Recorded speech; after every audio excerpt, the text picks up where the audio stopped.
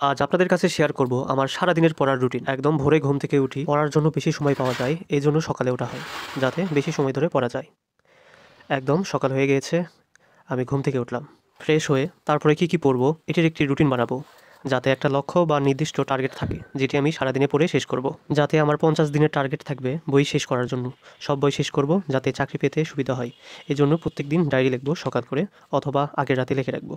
আমি ডায়েরি লিখে নিলাম কী পড়বো এবং সারাদিনে এটি কভার করব। যেহেতু আমি চোখের জন্য পাওয়ার লাগে, তাই চশমা পরে নিলাম। চশমা পরলে ভালো দেখতে পাই। তারপর খালি পেটে পানি খেয়ে নিলাম। পানি খেলে পেটটা খুব ভালো থাকে। এরপর বিছানা গুছিয়ে রাখার জন্য এগুলো সুন্দর করে যত্ন করে রাখলাম, যাতে অনেক সুন্দর একটা পরিবেশ তৈরি হয়। এটি আমার বেড, এটি আমার পড়ার টেবিল। শীতের কারণে চেয়ার ঠান্ডা লাগায় এখানে কম্বল দিলাম, যাতে পড়তে আরামদায়ক হয়।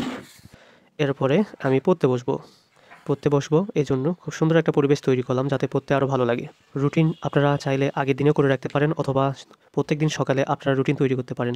এতে করে কেমন পড়ছেন, কতটুকু পড়ছেন বা কতটুকু ফাঁকি দিচ্ছেন সেগুলো বুঝতে পারবেন। এরপরে আমি একটানা পড়া শুরু করলাম। পড়তে থাকলাম। তারপরে একটু বাইরে বেড়াতে গেলাম, যেহেতু একটানা পড়লে মানসিকভাবে চাপ তৈরি হয় এবং পড়া মনে থাকে না।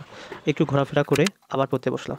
এসে পড়তে আবার একটু দেখলাম কোনটা পড়া আছে আর কোনটা বাকি আছে, সেটা দেখে নিচ্ছিলাম, যাতে পড়াগুলো সব কভার করা যায়। এরপরে আমি আরেকটু ব্রেক নিলাম।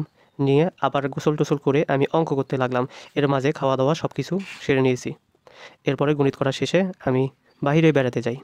কারণ একটানা পড়াশোনা করলে মানসিকভাবে চাপ তৈরি হয় এবং পড়া মনে থাকবে না। এজন্য কিছুটা ব্রেক দরকার। এজন্য আমরা ঘুরতে বের হই, হাঁটতে থাকি, খেলা দেখি এবং চারপাশে সুন্দর পরিবেশ উপভোগ করি। আমরা লং টাইম ধরে হাঁটতে থাকি, যাতে মন মানসিকতা ভালো থাকে এবং শারীরিকভাবে সুস্থ থাকা যায়। মাঝে মাঝে হাঁটাহাঁটি করা অনেক ভালো। আমি রেগুলার বিকালে হাঁটাহাঁটি করি, যাতে মন মানসিকতা ভালো থাকে। তাই অজানা জানা যে কোনো জায়গায় গিয়ে ঘুরতে থাকি। এরপরে আমরা চলে আসলাম আবার ম্যাচের দিকে। যেহেতু সন্ধ্যা হয়ে গেছে, তাই আমরা চলে আসা শুরু করলাম এবং রাস্তার ধারে আমরা কিছু খাবার খেলাম। এটি ছিল ১২ মিশালি ফল মাখা। খেতে খুব ভালো না হলেও ছিল আর কি। সন্ধ্যায় মেসে এসে ফ্রেশ হয়ে আবার খাওয়া-দাওয়া শেষ করে আবার পড়তে বসলাম।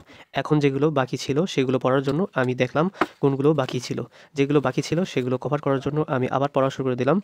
দেখলাম কোন অধ্যায় বা কোন সাবজেক্ট শেষ হইছে সেগুলো বাকি দিয়ে বাদবাকি পড়া শুরু করলাম।